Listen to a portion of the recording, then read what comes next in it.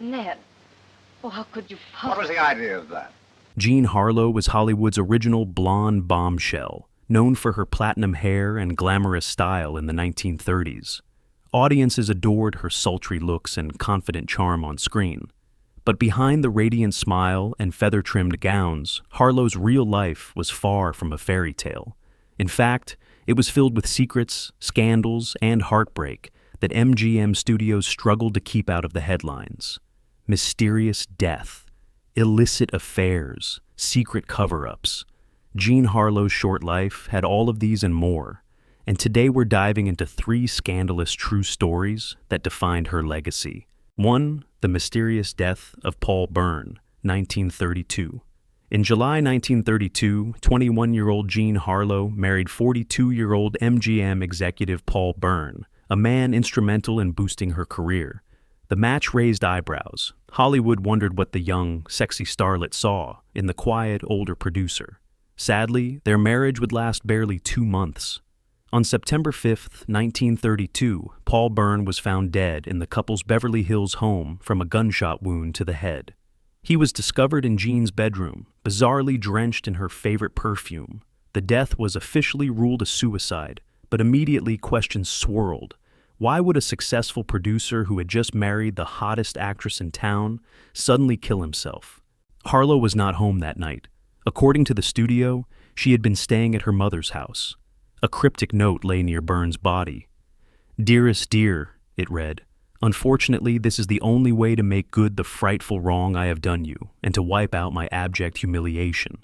You understand that last night was only a comedy." The strange wording only deepened the mystery. What frightful wrong was he referring to? MGM executives acted fast. Rather than call police right away, Bern's butler alerted the studio bosses first.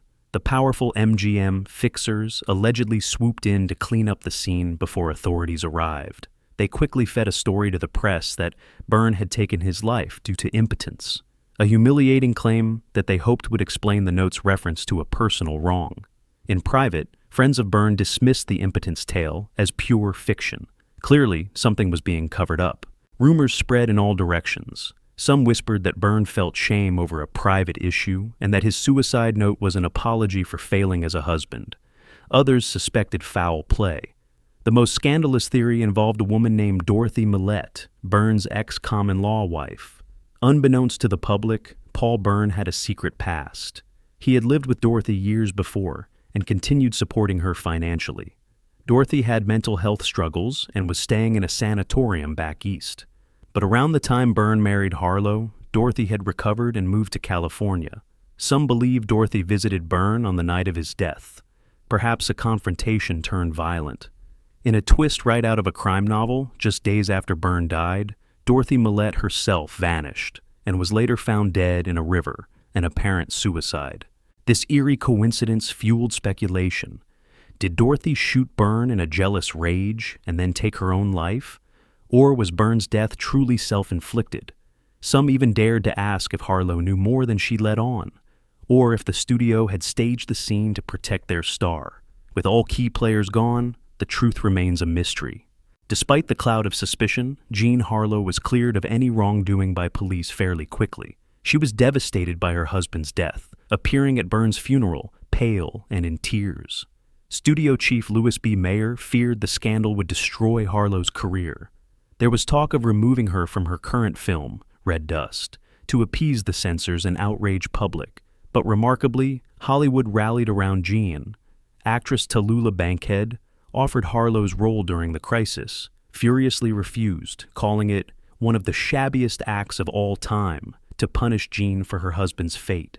Harlow herself maintained a dignified silence throughout the ordeal, never publicly commenting on the grisly details. This strategy, combined with public sympathy, paid off. Jean Harlow survived the scandal. In fact, just weeks later, Red Dust was released and it became a smash hit, with audiences flocking to see Harlow on screen. 2. The Boxer Affair and a Marriage of Convenience, 1933.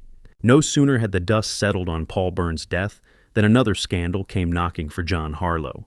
By early 1933, the 22-year-old actress found comfort in a new companion, Max Baer, a charismatic heavyweight boxing champion.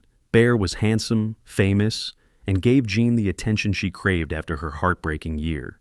There was just one problem. Max Bear was married.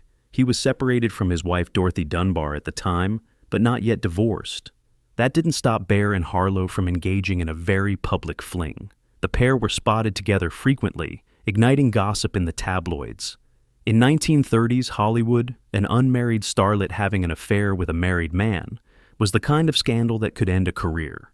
And indeed, Bear's estranged wife was furious.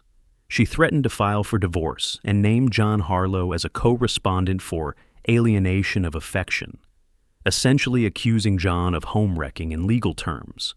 If that lawsuit went forward, Harlow's reputation would be dragged through the mud in court and newspapers. MGM was determined not to let that happen. Behind closed doors, matters got even more complicated.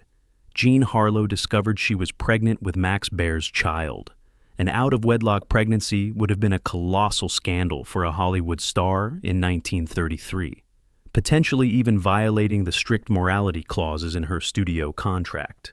The studio executives practically panicked at this double scandal, adultery and pregnancy.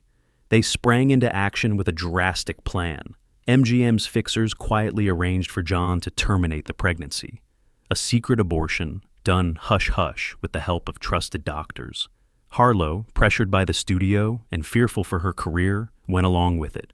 It was a heartbreaking choice for her, made under the weight of knowing her livelihood was at stake. But even after resolving that part, the studio still needed to quell the public scandal with Bear's wife. Their solution was almost theatrical in its boldness. Marry Jean Harlow off to someone else, immediately. In 1933, MGM orchestrated a marriage of convenience for Harlow with her good friend Harold Rossin, a Hollywood cameraman. Harold Rossin had worked on Harlow's films, and the two were close pals. He agreed to help John in the studio by posing as her loving husband. The idea was that if Jean Harlow were a married woman herself, she could no longer be painted as a vampy adulteress in the Bear divorce debacle. It was a classic old Hollywood damage control move. Create a new narrative. Harlow and Rossin quietly tied the knot in September 1933, in a small ceremony that the studio arranged with lightning speed. Virtually overnight, gossip columnists shifted from talking about Harlow and Bear to announcing Harlow's surprise marriage to Rossin. The ploy worked. Bear's spurned wife decided not to name Harlow in the divorce after all, and the media's attention moved on. MGM had successfully swept the affair under the rug. Of course, no one was fooled for long about the nature of this marriage. Harlow and Harold Rossin never behaved like a real romantic couple. It was understood in their inner circle that this was purely a friendly arrangement. They had no honeymoon to speak of. And in private, Jean continued to see William Powell, her next love interest, more on him soon.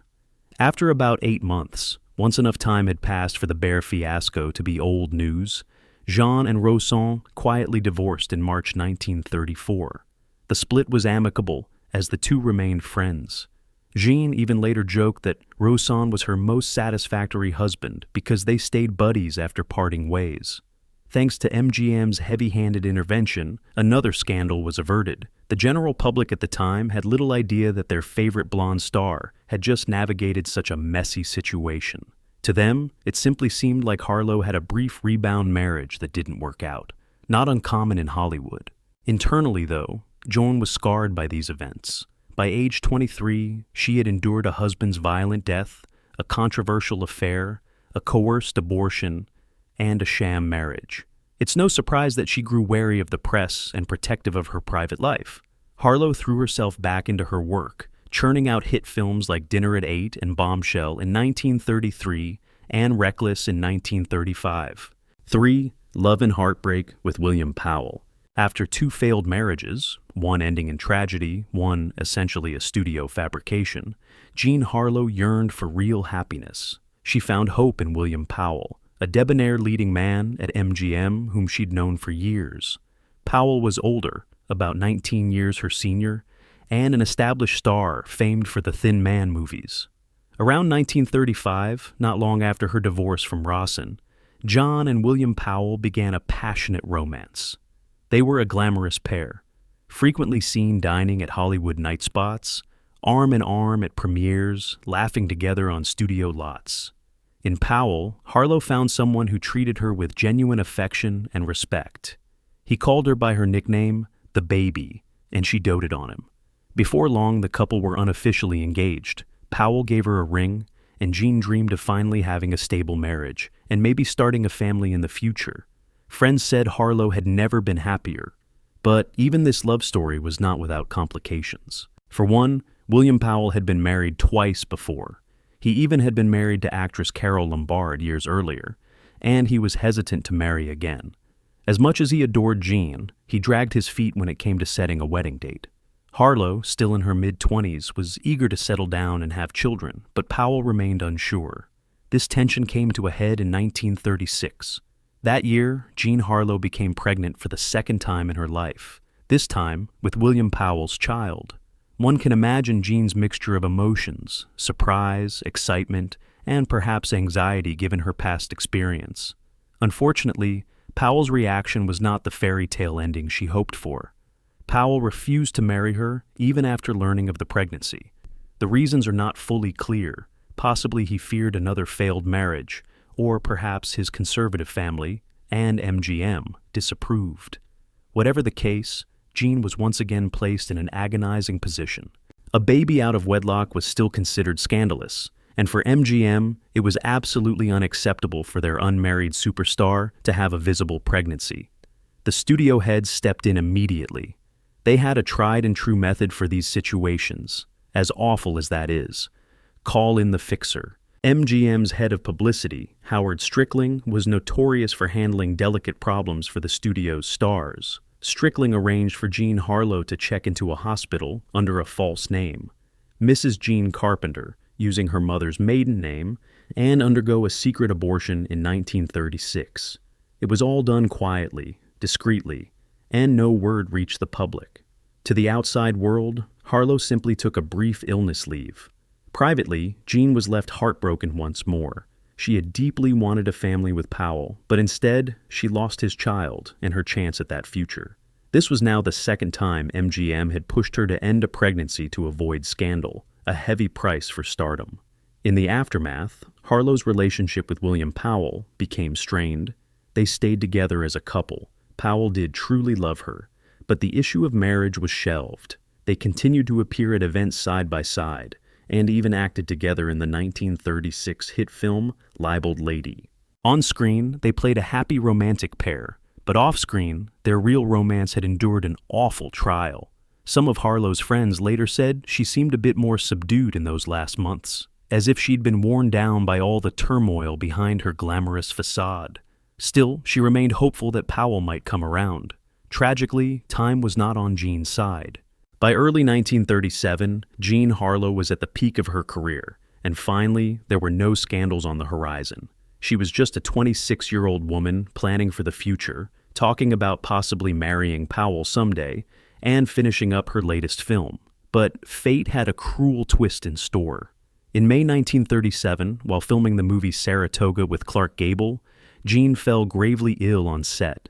She had been feeling unwell for months, often tired and nauseated, but she and the studio assumed it was just the flu or exhaustion. Her condition rapidly worsened over a few days.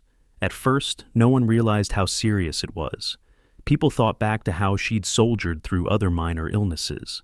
But soon her symptoms became alarming. Extreme bloating, weakness, and even a strange odor on her breath that friend Clark Gable noticed. It was the smell of. Powell rushed to her side, fetching doctors and even calling her mother back from vacation. It was too late. Jean Harlow was in kidney failure, a devastating condition for which there was no cure in 1937. On June 6, 1937, Jean was taken to the hospital, drifting in and out of consciousness. She reportedly looked at Powell and said she couldn't see him clearly as her body began to shut down. The next morning, June 7, 1937, Jean Harlow died, just a month shy of her 26th birthday. The entire film industry was stunned. This wasn't a scandal, it was a tragedy. Jean Harlow's death sent shockwaves through Hollywood. She had endured so much scandal and heartache, only to be taken by an illness no one saw coming. Her funeral was packed with co-stars, friends, and fans in disbelief that such a vibrant young star was gone. MGM closed its studios on the day of her funeral, an unprecedented mark of respect. As news spread, the public mourned the baby, her lifelong nickname, deeply. If you found Jean Harlow's story fascinating, don't go away. Stick around and watch our next video to uncover even more shocking old Hollywood secrets. You won't want to miss it.